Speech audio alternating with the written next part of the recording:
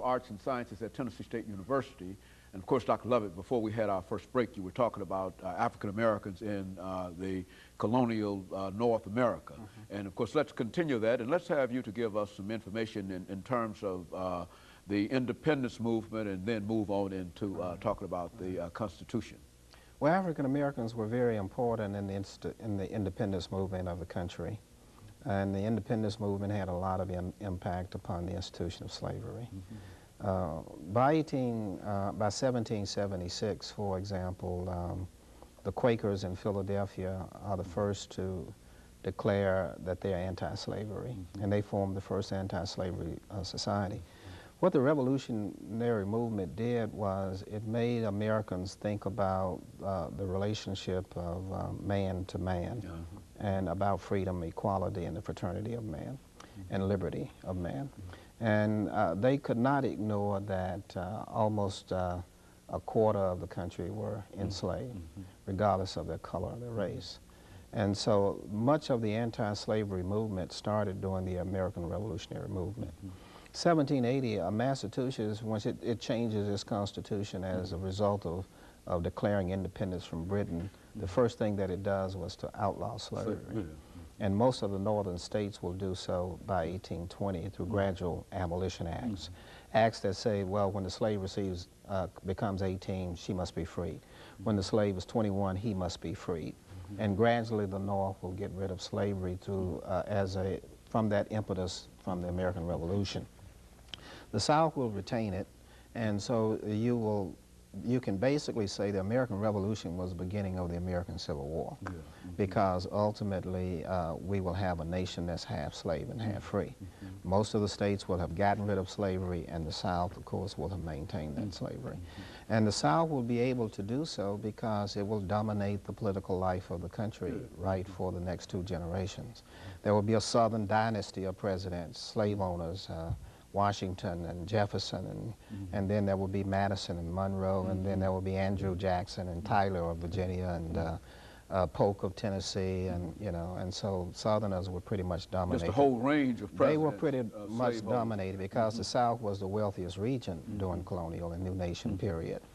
They had the exports. They sold the cotton and the tobacco and the lumber abroad, and that brought cash and imports back into the country. So it was not the North that was the wealthy region, it was the South. And the South was the most populated region of the country at that time. But by 1860, it will be different. And immigrants will not come into the South, European immigrants, because they couldn't compete with free slave labor. So 75% of immigrants will come into the North. The North will grow by leaps and bounds. It will outdistance the South in industry and technology. By 1860, the North will own 90% of all the industry and the technology in the country, and the South will be generally, comparatively, a pretty backward region, culturally, technologically, industrial. And so you would have 2 sides that are that wide apart by 1860. That really were, in reality, almost 2 different nations. Right, and in the middle of all of that, the real controversy is slavery. One side is still depending upon slavery. One side is still pretty an agrarian nation. It's pretty, more than half its people can't read and write.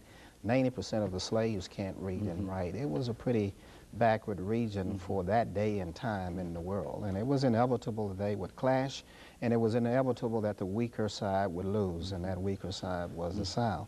But the conflict really starts with the putting together of the Constitution in 1787.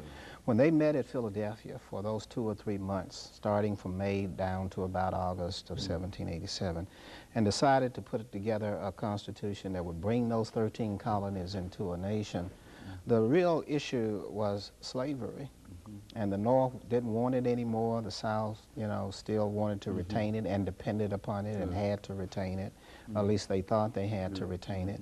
And so if you look at the Constitution, it has many references to slavery.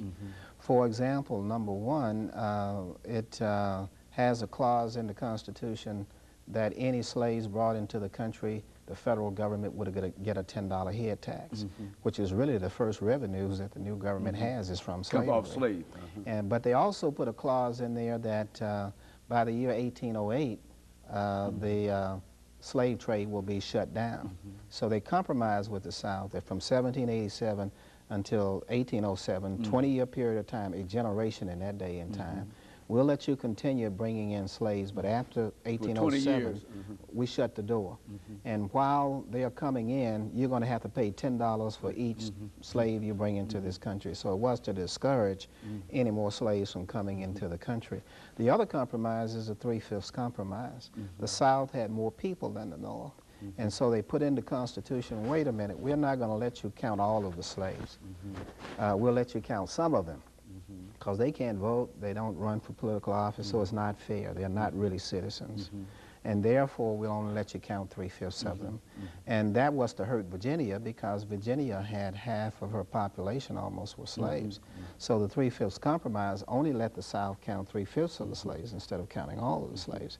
And at the same time, the South sort of won out because the states were taxed according to the number of people they had. And so it diminished the tax burden on the South a little bit.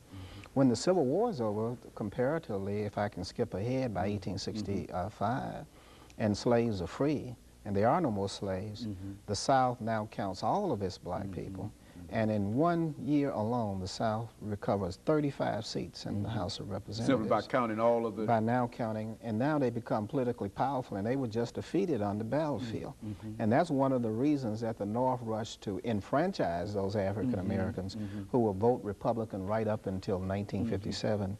Blacks will be predominantly Republican, and the Republicans will enfranchise them in order, of course, to balance that political power that the South had gotten in 1865, 66 as a result of And all of this was laid in this minute before our commercial break, and I don't want to get into another question right here, but all of this is laid out in the Constitution. It is laid out in the Constitution, and that is why in the 1857 case of Dred Scott, it was a blow to the North, and it was a gain for the South when the Supreme Court ruled that Dred Scott, who was a slave, could not sue because he was not a citizen, and that he had no rights and he was only property.